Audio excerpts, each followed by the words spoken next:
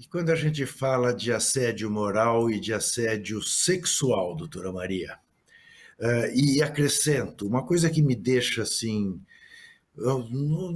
mas assim, revoltado, é entrar numa agência bancária e perceber que o pessoal de atendimento é invariavelmente branco. Parece que não há trabalhadores negros no sistema financeiro. E a gente sabe que há, mas escondidos. Eu gostaria de ouvir sobre isso. Olha, isso é uma coisa que, inclusive, quanto mais a hierarquia, quanto mais alto na hierarquia, mais essa discriminação acontece, né? E como eu disse, a discriminação faz parte da nossa história, né, Juca? Em todos Uhum. os sentidos, e não podia ser diferente no trabalho. Então, assim, brancos, negros e, enfim, sofrem muito com essa desigualdade, mas os negros, sem dúvida alguma, continuam ainda minoritários na categoria bancária, que é uma categoria de maior escolaridade, né? E que tem isso que você falou, tem a questão da aparência, né? Tem a questão da aparência, que é como você vê aquela vitrine meio escancarada, né, da nossa sociedade, da nossa história, da nossa cultura. Essa é uma luta fundamental para a gente, né? Agora, eu acho que os bancários, eles estão na ponta. Eu sempre digo que eles são os preditores de adoecimentos que vêm ocorrendo. Eles foram uma das primeiras categorias que começaram a ter lesões por esforços repetitivos, na época da digitalização, daquela coisa que todo mundo começou a digitar, né, saiu da compensação de cheques, né, fazendo a digitação, etc. Então, foi a época da informatização do sistema. Então, eles foram um dos primeiros que sofreram. E, por serem uma categoria muito organizada, juntamente com acadêmicos, juntamente com trabalhadores da área da saúde, eu participei muito dessa época, nós conseguimos muitos avanços, conseguimos reconhecimento, conseguimos que isso pautasse congressos médicos, Juca. Congresso médico nunca esteve perto da saúde do trabalhador. Não se discutem doenças relacionadas ao trabalho nos congressos, né, de imagem, congressos de dor, ou congressos de especialidades, reumatologia ou clínica.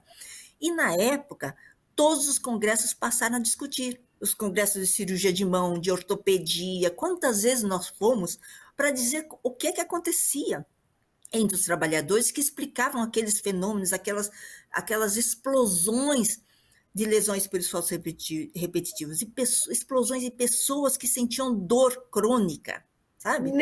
Neste particular, aliás, doutora Maria, estou enganado? Eu tenho uma péssima impressão, por exemplo, do Conselho Federal de Medicina. Em que medida essa minha péssima impressão faz sentido?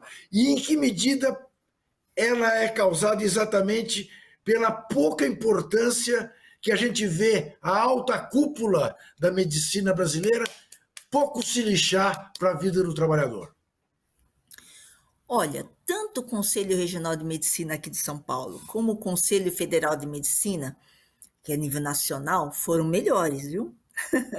Os médicos nem sempre foram assim, os médicos É. participaram já de movimentos pela democracia, por várias coisas. Eu mesma participei de câmara técnica, quando nós fizemos uma resolução que, para médicos que atendiam o trabalhador, em 1996, isso foi em 96, né? E que depois foi copiada, essa resolução foi copiada pelo Conselho Federal de Medicina e foi muito importante, né? Mas o tempo foi passando e as coisas foram mudando muito. Tanto que o Conselho Federal de Medicina, hoje nós vimos o papelão, digamos, que o Conselho Federal de Medicina teve na época da pandemia, porque ficou mais em evidência, né?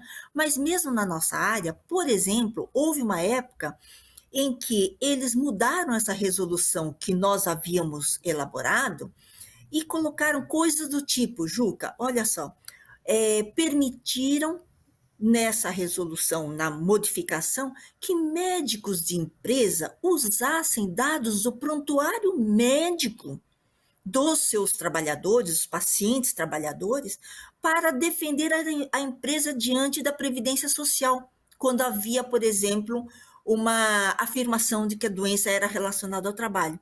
Então, veja que absurdo. Nós sabemos que muitos órgãos de empresa, que os serviços de empresa servem para isso mesmo, na prática. Na prática, há um uso técnico, digamos, né? É um verniz técnico para aquilo que a empresa quer fazer, de discriminar trabalhadores adoecidos, ou então de prever que determinado grupo vai ficar adoecido, ou de antever o que eu chamo de obsolescência programada também do ser humano. Nós sabemos, É, conhecemos isso dos objetos, mas nós sim, sabemos que há essa obsolescência programada. Quanto tempo dura um trabalhador que trabalha, por exemplo, carregando peso todos os dias, toda é, hora, correndo atrás de caminhões? Nós sabemos.